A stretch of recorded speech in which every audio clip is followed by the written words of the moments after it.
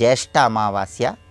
ఈ సందర్భంగా పితృదోషాలు తొలగింపజేసుకోవటానికి, సమస్త శుభాలు చేకూరటానికి ఎలాంటి ముఖ్యమైన విధి విధానాలు పాటించాలో, జ్యేష్ఠ అమావాస్య నాడు ఎలాంటి విధి విధానాలు పాటిస్తే అత్యుత్తమమైన శుభ ఫలితాలు సిద్ధింపజేసుకోవచ్చు, నేటి శుభం లాభం అనే శీర్షికన పరిశీలిద్దాం. ప్రధానంగా నిర్ణయామృతం అనే ప్రామాణిక గ్రంథం ప్రకారం జ్యేష్ఠ పౌర్ణమి రోజు వటసావిత్రి వ్రతం ఆచరించడం వీలు కాని వాళ్ళు దానికి ప్రత్యామ్నాయంగా జ్యేష్ఠ అమావాస్య రోజు కూడా వటసావిత్రి వ్రతాన్ని ఆచరించుకోవచ్చని నిర్ణయామృతం అనే ప్రామాణిక గ్రంథంలో చెప్పడం జరిగింది. కాబట్టి ఈరోజు మహిళలు ఎవరైనా మర్రి చెట్టు దగ్గరకు వెళ్ళి దీపం వెలిగించినా, మర్రి చెట్టుకు ప్రదక్షిణలు చేసినా భర్తకున్న అపమృత్యు దోషాలు తొలగిపోతాయి, కుటుంబంలో సభ్యులందరికీ ఆయురారోగ్య అష్టైశ్వర్యాలు చేకూరతాయి. అలాగే జ్యేష్ఠ అమావాస్య సందర్భంగా శనీశ్వరుడికి తైలాభిషేకం చేయించుకోవటం మంచిది. అలాగే రావి చెట్టు దగ్గర ఒక ప్రత్యేకమైన విధి విధానం పాటించాలి.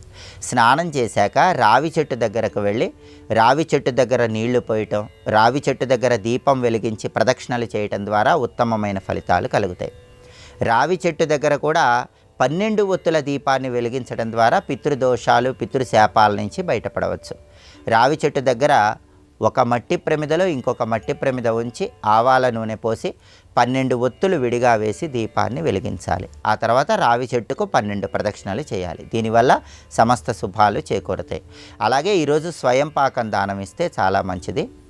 లేదా ఎక్కడైనా దేవాలయ ప్రాంగణంలో అన్నదానం చేసినా ఉత్తమ ఫలితాలు కలుగుతాయి. అలాగే పితృదేవతలను స్మరించుకుంటూ గోవుకు గ్రాసాన్ని తినిపించాలి. దానివల్ల కూడా జ్యేష్ఠ అమావాస్య సందర్భంగా సమస్త శుభాలు చేకూరతాయి.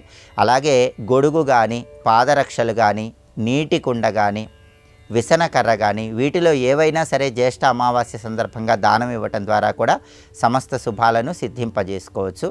అలాగే జ్యేష్ఠ అమావాస్య సందర్భంగా ఎక్కడైనా పేదవారికి కనీసం 11 మందికి నిమ్మకాయ పులిహోర పంచిపెట్టినట్లయితే జన్మాంతర దోషాలు, పాపాలు వీటన్నిటి నుంచి బయటపడి సమస్త శుభాలను సిద్ధింపజేసుకోవచ్చు. అలాగే జ్యేష్ఠ అమావాస్య సందర్భంగా శివాలయ దర్శనం కూడా ఉత్తమ ఫలితాలను కలిగింపజేస్తుంది. ఈరోజు శివాలయానికి ప్రదోష కాలంలో వెళ్ళి శివ దర్శనం చేసుకోవటం, శివుడికి అభిషేకం చేయించుకోవటం, శివాలయంలో ప్రదక్షిణలు చేయటం ద్వారా కూడా సమస్త శుభాలను సిద్ధింపజేసుకోవచ్చు. అలాగే ఈరోజు రాత్రికి ఆహారం స్వీకరించరాదు. అలాగే జ్యేష్ఠ అమావాస్య సందర్భంగా ఉగ్రదేవతల ఆలయ దర్శనం కూడా ఉత్తమ ఫలితాలు కలిగింపజేస్తుంది.